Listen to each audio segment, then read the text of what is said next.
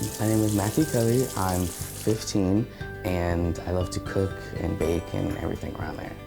What started my love for cooking was definitely my aunt. I would help her bake and cook when I was younger. The first dish I remember cooking was a lemon bundt cake.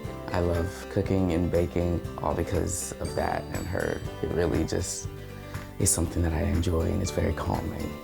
I prepare everything very exact so that way during the cooking process I don't have to continue to do stuff, and it really helps. Getting to the final product after perfecting it over however long it takes is trial and error, and I definitely redo it a bunch of times, see how I like it. Even if others like it, I am very critical of myself, so I will redo it until it's up to my standards. To someone who's intimidated by cooking, I would definitely say that it's not as scary as it seems.